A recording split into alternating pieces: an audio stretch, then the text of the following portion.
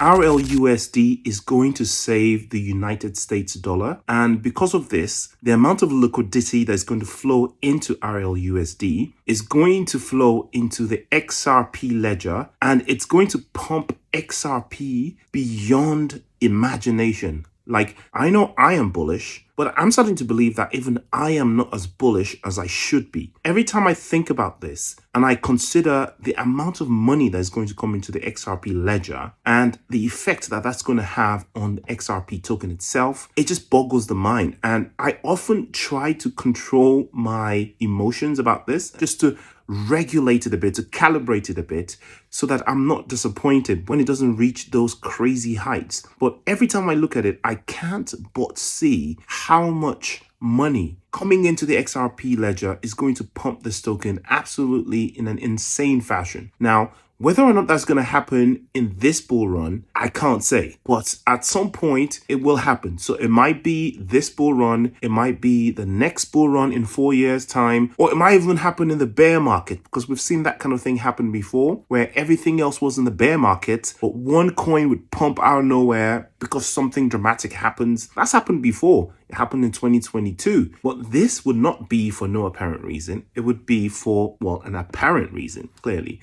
And that's the fact that the United States dollar is being rescued by RLUSD. Now, this kind of flows into a topic I was going to talk about earlier that I decided not to do a particular video specified on that, because a lot of people are doing this video already. And that's to do with whether or not there's going to be a bear market after this bull market. So there are two schools of thought on that, just quickly. There's a school of thought that thinks that, of course, there's going to be a bear market. Everything moves in 4-year cycles. This is not going to be different from last time. And the rationale is that, of course, people have always said this in every bull market, that, oh, this is the last time, Grayscale is involved now, or Tesla is involved now, or Elon Musk would pump it through the bear market. And it never happened. We always went back into a bear market. And now the thought process is that, BlackRock is involved, institutions are involved, the United States and other countries are involved, and Bitcoin is not going to experience a bear market. But then people that will counter that and say that we are going to a bear market will point out that we are on the precipice of a whole bunch of black swan events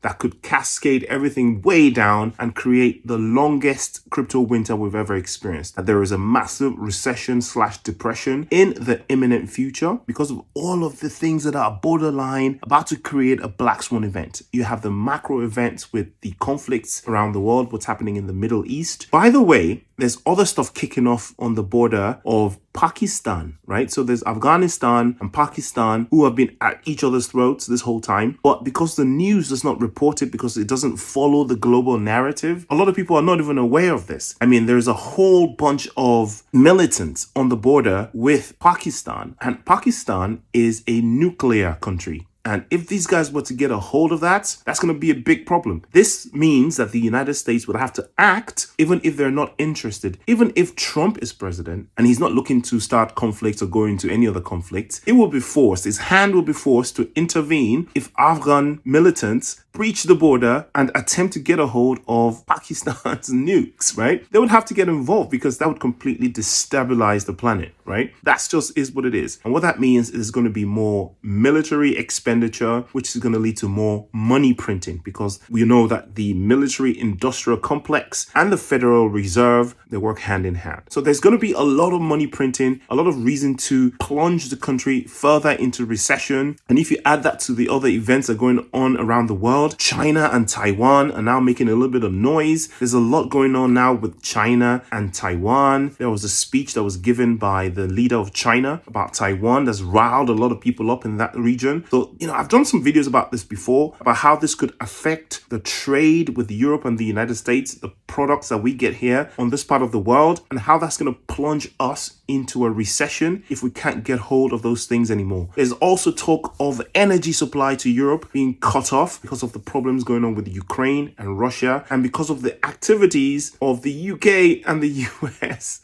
I mean, it's just really frustrating for me because non-stop we've got tentacles in absolutely everything across the world. Not to mention what happened in Yemen just yesterday with the UK and the US. You know what I mean. So there's plenty of potential black swan events. There are also environmental disasters that are brewing. There are storms that are brewing in the Atlantic that could end up being the most catastrophic we've ever seen. There's stuff happening on the west coast of the United States. Who knows what the aliens are going to bring and all that sort of stuff. There's just, the world is on the verge of absolute calamity. So that could bring us back into a bear market. And just those things and the fear of those things will create an uncertainty that could drag us back into the bear market. So each side of the equation, the bear market, the anti-bear market people, have their own arguments. Personally, I'm somewhere in the middle. I believe that we are going to experience a bear market, okay? I think that we're going to experience it. It might not be as bad and as dramatic as the bear markets of old, especially with Bitcoin. Now, with countries looking to scoop up any dip that happens, as long as there's no global catastrophe that happens, then we should have a mild bear market. So I think moving forward, the money is going to be made in the bear market of the altcoins. XRP, on the other hand, depends on what happens. If the switch is flipped this year, then we might move into the zone where XRP doesn't really ever experience a bear market anymore. Remember, XRP is a little bit different from the other coins. So it's perfectly possible for all the other coins to go into a bear market, including Bitcoin, and XRP not to quite go back to a bear market ever again, because it just becomes infrastructure. But that's not financial advice, your own research. And I personally don't believe that we're at that time yet. I still think that we have one more cycle to go with XRP, but I may be completely wrong. But one thing that I'm certain of is that there is an agenda for RLUSD to rescue USD, the US dollar,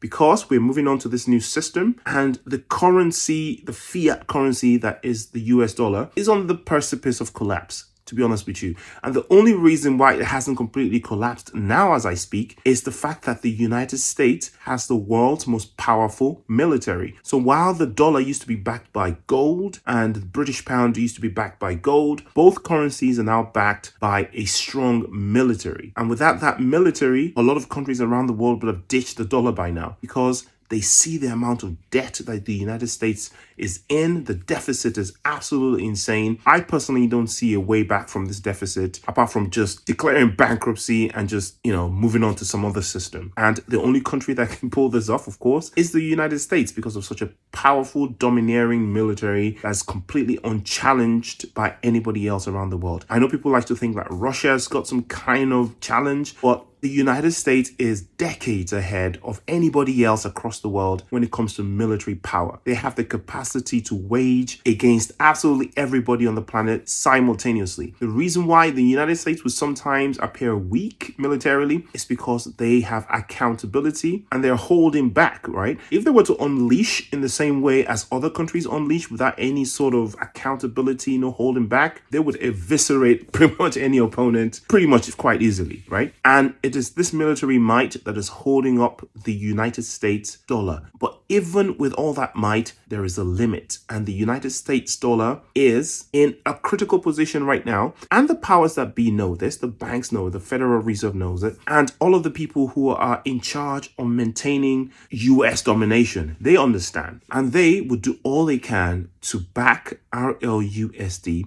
to make sure that it triumphs over Tether and other currencies that may come out of BRICS or China or any of those other places. There's going to be a resurgence in support for United States-based cryptocurrencies, and we're going to see massive pumps in US-based projects, and there's going to be a massive support for XRP and RLUSD all of a sudden from the powers that be. Now, whether or not that is a good thing, that is not for me to decide. All I know is that I have preempted this in one way or the other, and the XRP army, they're holding their XRP as tightly as possible. No matter how hard they've been shaken, they haven't dropped the bag. Some have, of course, but the core XRP army are holding onto their tokens, because we know that it's only a matter of time before the switch is flipped and we go interstellar. Not financial advice, do your own research, and I'll see you in the next video.